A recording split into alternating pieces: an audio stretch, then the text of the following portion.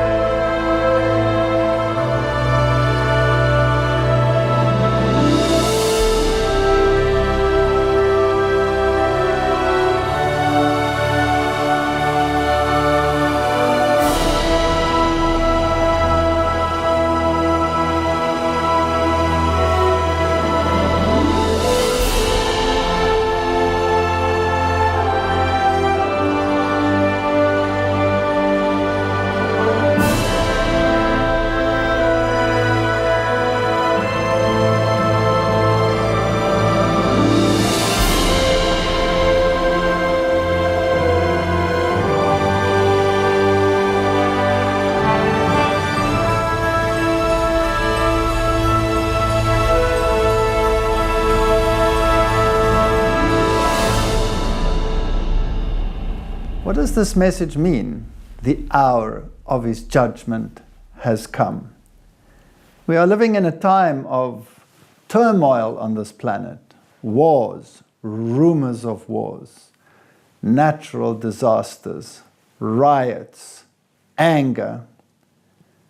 Is this message relevant for our time? How does it fit into the present day situation? Let's talk about it.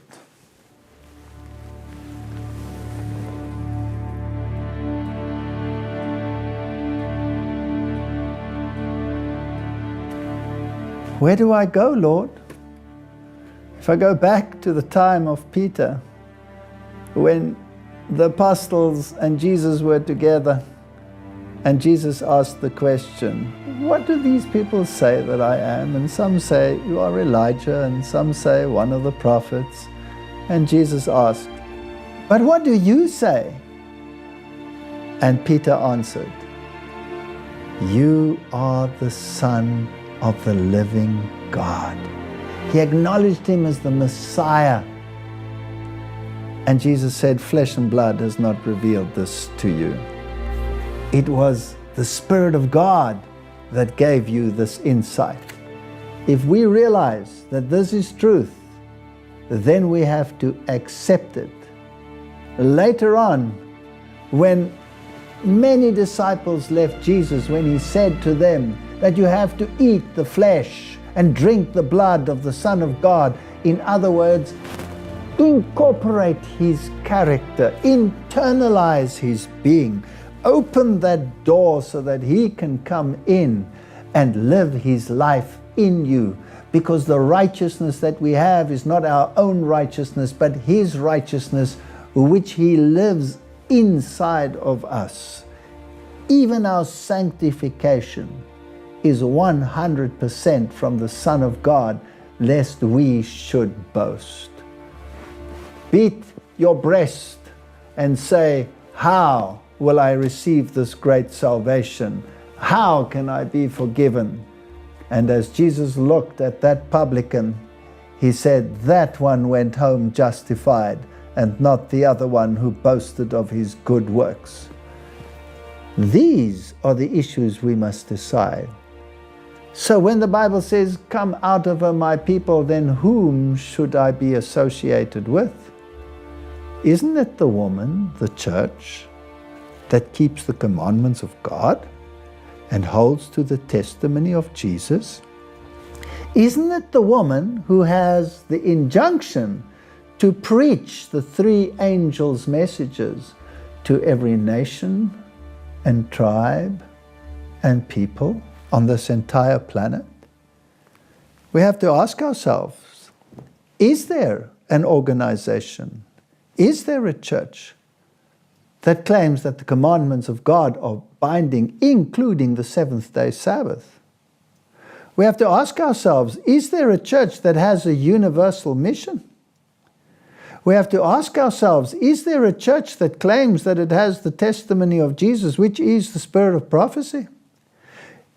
Is there a church that preaches the three angels' messages in their entirety? Those are the criteria.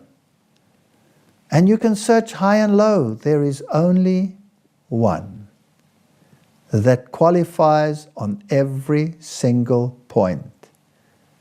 It also has to appear at the right time in history, at the end of the 1,260 days. It cannot be one that was there before, because the devil is wroth with her because she keeps the commandments and has the testimony. And she is the remnant of what went before. Only the Seventh-day Adventist Church qualifies in all those parameters. They claim the commandments are binding. They keep the seventh-day Sabbath. They are a worldwide movement. And they preach the three angels' messages in their entirety. Now we are filming this in this desolate island with so much destruction by volcanic activity and so much beauty intermingled. It's as if God is using this island to show how His power and His destructive force is tempered by beauty and mercy and the benevolence of God. This island has an interesting history. Originally, it was thought that it had been occupied by the Vikings from Norway. But research has shown that the original settlers on this island were probably the Celts, who escaped when Rome conquered their nations and took over those islands and areas where they came from, Ireland and the areas surrounding it. And the Celts were Sabbath-keeping Christians.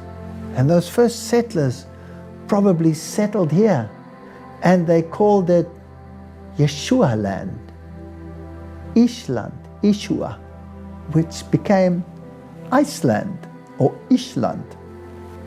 Later on, the tribes of Norway, the Vikings, came and settled, and originally, apparently, they tolerated each other. There was an intermingling migration, and the situation is not exactly the same.